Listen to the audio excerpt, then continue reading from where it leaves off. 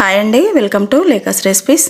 ఈరోజు మనం చపాతీకి, పూరీకి, తర్వాత వెజిటబుల్ ఫ్రైడ్ రైస్ కానీ, బగారా రైస్ కానీ, ఏ రైస్కైనా కూడా, జీరా రైస్ కానీ, ఏ రైస్లోకైనా కూడా ఈ ఆలు బఠానీ మసాలా కర్రీ చాలా బాగుంటుందండి.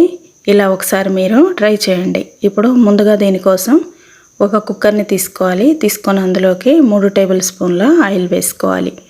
ఆయిల్ వేడెక్కగానే 1/2 టీ స్పూన్ సాజీరా, 2 ఇలాచి, 2 చెక్క, ఒక 2 లవంగాలు వేసుకోవాలి. వేసేసుకొని అవి కొంచెం వేడెక్కగానే ఒక పెద్ద సైజు ఆనియన్ని సన్నగా తరుక్కొని వేసుకోవాలి. వేసుకొని ఒకసారి కలుపుకోవాలి.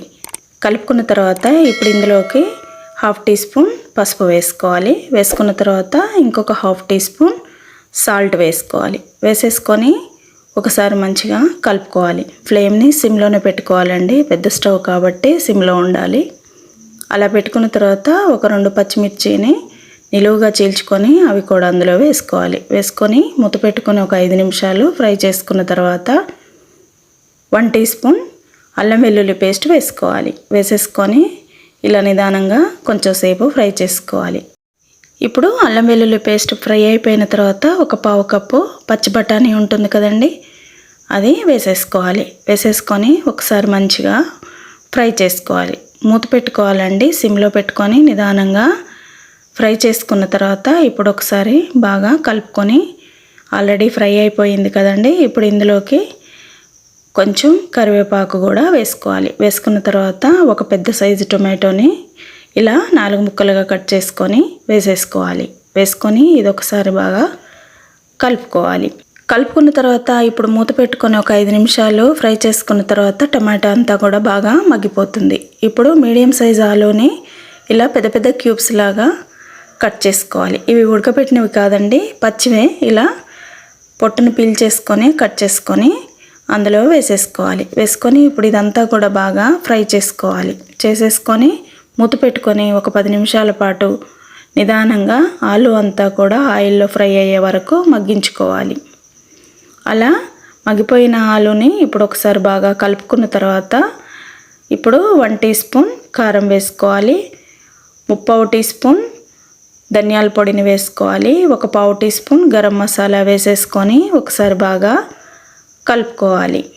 ఇదంతా కూడా పూర్తిగా సిమ్లోనే పెట్టుకొని చేసుకోవాలండి. ఏమాత్రం హై పెట్టినా, మీడియం పెట్టినా కూడా మనకి కర్రీ అనేది మాడిపోయే ఛాన్స్ ఉంటుంది. ఇప్పుడు కారం గినుక వేసాం కాబట్టి ఇంకా పూర్తిగా సిమ్లోనే పెట్టేసుకోవాలి. పెట్టుకొని ఇప్పుడు రుచికి తగినట్టుగా సాల్ట్ వేసుకోవాలి. వేసేసుకొని మళ్ళీ ఒకసారి కలుపుకోవాలి.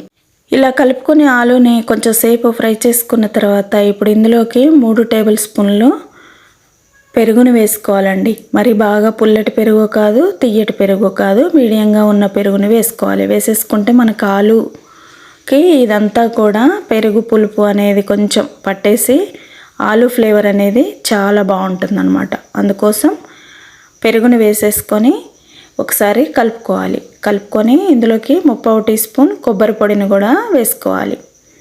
ఇలా వేసేసుకుంటే మనకి మసాలా అనేది చాలా బాగుంటుంది అన్నమాట టేస్ట్. ఇప్పుడు కొంచెం సాల్ట్ తక్కువగా ఉందండి. ఇప్పుడు రుచికి సరిపోయినట్టుగా 1/2 టీ స్పూన్ ఇంకొంచెం సాల్ట్ వేసాను. ఇప్పుడు కరెక్ట్గా సరిపోయింది.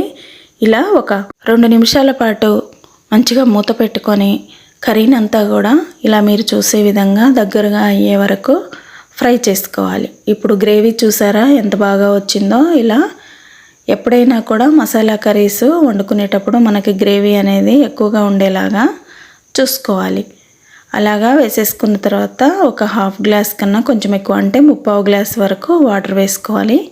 వేసేసుకొని ఒకసారి కలుపుకున్న తర్వాత కొంచెం కస్తూరి మేతిని వేసుకోవాలి. ఇలా నలిపి వేసుకోవాలండి. కొంచెం ఇది వేడి చేసుకుంటే మనకి చాలా బాగా పౌడర్ లాగా అవుతుందన్నమాట. ఇలా కస్తూరి మేతి వేసుకున్న తర్వాత ఒకసారి కర్రీ కలుపుకోవాలి. కలుపుకొని మూత పెట్టుకొని ఇప్పుడు సిమ్లోనే 2 విజిల్స్ వచ్చే వరకు మనం ఉడికించుకోవాలి. ఇంకంతేనండి, కర్రీ అనేది రెడీ అయిపోతుంది. కొంచెం కొత్తిమీర వేసుకొని గార్నిష్ చేసుకొని కర్రీని ఏ రైస్లోకైనా కాంబినేషన్ లాగా పెట్టుకుంటే లంచ్ అయినా డిన్నర్ అయినా కూడా కడుపు నిండిపోవాల్సిందే. ఇంత కమ్మటి ఆలూ బఠానీ మసాలా కర్రీని మీరు ఒకసారి ట్రై చేయండి. నచ్చితే లైక్ చేయండి, షేర్ చేయండి. లేకాస్ రెసిపీ ఛానల్ని సబ్స్క్రైబ్ చేసుకోండి. Thank you.